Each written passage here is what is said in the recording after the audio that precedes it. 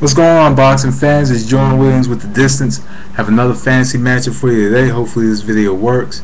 This one is Aaron Pryor versus Manny Pacquiao. This matchup is at I'm going to put this matchup at 147. In all fairness, due to the fact that Pacquiao has only fought at 140 one time, I believe Aaron Pryor has fought over 140 anyway. So anyway, this matchup, Aaron Pryor versus Manny Pacquiao. Aaron Pryor has a lot of trouble for Manny Pacquiao due to the fact that he is very awkward and unorthodox, and they kind of mesh together for him. Because there's some fights with Aaron Pryor where Aaron Pryor would come out, dancing on the outside, or there would be fights where he'd just stay on the outside and just throw his left hand. And with some fights he could fight on the inside as well. But one major flaw with Aaron Pryor is the fact that Aaron Pryor used to stay on the inside for way too long. And I think that Pacquiao, the type of fighter that he is, who could overwhelm you with a lot of shots, and being a southpaw, which could also possess some trouble for Pryor, who's an orthodox fighter, I think that possesses a lot of trouble for Aaron Pryor. Another thing with Aaron Pryor is that he's a left-handed fighter pretty much. He had some power in his right, but he was pretty much a left-handed fighter. Everything was, a lot of his shots were left hands. If you look at a lot of his videos, a lot of his shots were left hands.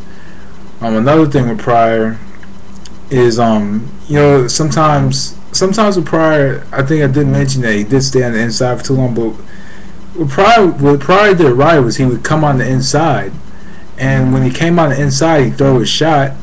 And after he threw his shot, he would just kind of stand there. And after he'd stand there, he'd take a shot from somebody. He'd get hurt, or he'd go down. And when he would get hurt, or he would go down, he'd start throwing all kinds of punches. And you can't do that with Manny Pacquiao. You can't jump on the inside, get hurt, get up, and then get back, and jump right on your opponent. Because Manny Pacquiao, when he smells blood, he goes for the kill. Pryor, was just the type of fighter that after he got hurt, he's back up fighting, and his whole strategic plan is out the window.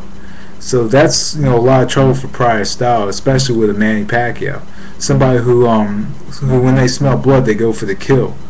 And Pacquiao is the type of fighter that goes for the kill every time he smells blood. So in this matchup, I just see Aaron Pryor just staying on the outside, working his jab. He was very elusive. Other than being elusive, sorry, I got gnats in here. But other than being elusive, Pryor pretty much was just awkward and unorthodox. He would go in, sometimes he would feint and come right out, and so the other opponent can't commit. And Pacquiao is the type of fighter that will commit to that. He will, like if Pryor kind of just comes in and comes out, Pacquiao is going to jump in and start throwing his shots.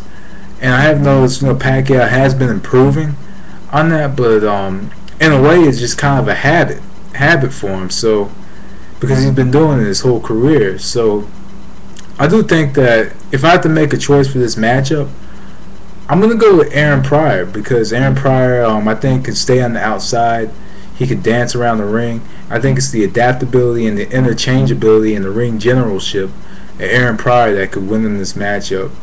Because he just he's a fighter that he stays on the outside. He's elusive, and we've even seen Aaron Pryor slip shots from speedy fighters as well. Good head movement, good shoulder movement. Rolled and slipped a lot of shots, and that possesses a lot of trouble for Manny Pacquiao. I think that Pryor will probably be the first. Like if they get into exchanges, I think Pryor will be the first one to get his shots off. And I think that's what judges look for, and especially in exchanges, who gets the shots off first and who's the last to land. And I think that Pryor would be the first one to land. I think his skill is very superior to Pacquiao, but I think that Pacquiao at the same time does possess a threat to Aaron Pryor, because Aaron Pryor does like exchanges.